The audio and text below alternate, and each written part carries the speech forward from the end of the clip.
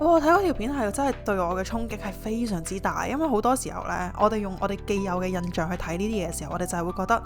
唉，啲人吸毒，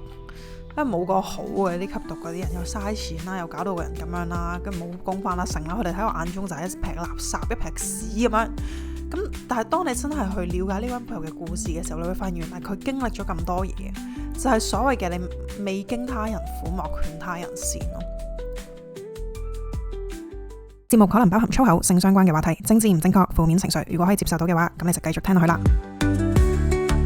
歡迎大家收聽好好講，我係思琪。雖然我都係成日，即係如果有留意開就知道我係一個標榜要誠實面對自己嘅人。你可以稍為包裝自己去面對個世界，但係我都成日講一句就係我希望大家都可以誠實面對自己，見到自己嘅善同惡，知道自己嘅係點樣嘅人，好過你扮一個面貌出嚟。咁但係呢，我又發現呢，早排就又係我唔知係咪嚟 M 前定係點啦，我自己又係處於一個逃避嘅狀態。咁我嗰排逃避嘅時候呢，我就做啲咩呢？我就去睇進擊的巨人，跟住係狂煲嗰隻，即係我個癲嘅程度係咩呢？我係用即係唔使一個禮拜，咁但係5日左右，我又翻睇完成個進擊的巨人咯。咁進擊的巨人講緊係有90幾集，每集20幾分鐘。即係有5季喎 ，total 有成80幾、90幾集咁樣。跟住我都用5日嘅時間去瘋狂睇。可能嗰一刻我就係想揾啲嘢去分散下個注意力。最好有啲嘢係可以佢個情緒係大過我嗰一刻嗰個低迷同埋逃避嘅情緒啦。但係我又無可否認地呢，反而我係睇完咗呢巨人呢5日沉澱咗啦，或者係掩飾咗個情緒又好啦，我係好似好過咗。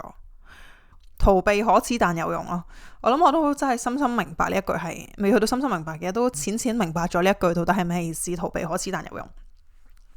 因為我早排又係啦，嗰陣時睇 Real 定唔知睇乜啦，就見到幾條片咧都令我好印象深刻嘅，咁可以同大家分享下。咁第一條咧就係嗰陣時有個爸爸，咁佢就喺架車度，喺架救護車入邊，然後就好明顯係嗰啲 overdrugs 嗰啲嚟噶啦，即係已經成個人已經神志不清啊，跟住係咁喺度亂講嘢啊。咁跟住之後就隔離就坐咗個護士喺度，然後個護士咧就都幾 friendly 嘅，就同佢傾偈咯。佢話你知唔知你咁樣會好傷身㗎？你知唔知你咁樣可能有生命危險㗎？咁樣啦。咁跟住嗰個男人就答佢話：今日係我個女嘅死忌。哇！我聽到嗰一句，我唔知點解，我就開始好觸動到我神經，跟住我就開始喊啦，就一邊喺度喊一邊喺度睇，跟住佢就話，即係個護士就問佢話唔好意思，你可唔可以講多次啊？聽唔清楚。跟住佢就話今日係我個女死咗第8年，唔知第9年咁樣。咁跟住個護士就開始擺低咗佢嗰個一開始嘅成見啊。即係佢一開始可能佢都冇特別話唔中意呢個或者點，但係佢一開始講話咁樣會傷身嘅，佢肯定係淨係睇到咗呢件事嘅表面嗰陣，就係你吸毒吸到咁樣，吸到個人喪晒，要 call 白車又要剩。然後當我聽到呢個故仔嘅時候咧，我就 feel 到佢係擺低咗少少嗰個 bias， 然後去問佢話我嗰陣時係發生咩事啊？咁跟住之後嗰個爸爸就講佢話係因為唔知幾多年前有場海嘯啊，我個女喺嗰場海嘯度走咗啊咁樣。然後就個阿爸個阿爸講到幾撚個心都碎啊！佢講嘅時候係用一種近乎絕望嘅聲音去講啊。佢話佢喺嗰度死咗啊，今日係佢嘅死忌啊，第9年第10年嘅死忌啊，我真係好唔開心啊咁樣。哇！我睇到嗰下，我幾心痛啊！有陣時係就係嗰種痛苦太大啊，大到你已經唔知點樣去面對啦。然後嗰一刻就好似你會明點解有啲人會靠呢啲毒品啊，靠飲酒啊去稍稍減輕嗰個痛苦啊。咁跟住之後嗰個阿爸都有講話，佢點解仲堅持緊存在咁樣，好似係講話因為佢老豆一直陪喺佢身邊，咁跟住之後就變成你睇見到個矛盾幾大，一邊嘅佢又好痛苦啦，深深陷入喺呢個痛苦入邊，佢可能好自責啦，覺得點解自己保護唔到個女啦，跟住另外一邊嘅佢又覺得呢個世界都仲係有一啲美好嘅嘢喺度拉緊我上嚟啊，佢根本就面對唔到嗰個情緒嘅時候，佢好似只係可以不停靠呢一啲嘢去麻痹自己咯。哇！睇嗰條片係真係對我嘅衝擊係非常之大，因為好多時候呢，我哋用我哋既有嘅印象去睇呢啲嘢嘅時候，我哋就係會覺得，唉，啲人吸毒，因為冇個好嘅，啲吸毒嗰啲人又嘥錢啦，又搞到個人咁樣啦，跟住冇工返啦，成啦，佢哋喺我眼中就係一劈垃圾，一劈屎咁樣。咁但係當你真係去了解呢位朋友嘅故事嘅時候，你會發現原來佢經歷咗咁多嘢，就係所謂嘅你未經他人苦，莫勸他人善咯。我一邊睇完之後，我係真係發現我根本冇任何嘅資格，冇任何嘅角度，我可以去 judge 呢個人咯。我根本唔知佢失去嘅對佢嚟講有幾咁痛啊！慢慢就會真係明白到嗰種逃避係需要啊，因為真係我唔逃避，我可能真係唔知仲可以做啲咩啦。即係我睇完呢條片之後，就再更加會明嗰種點解人有陣時會需要去逃避一啲嘢咯。即係咁講起咧，我都發現我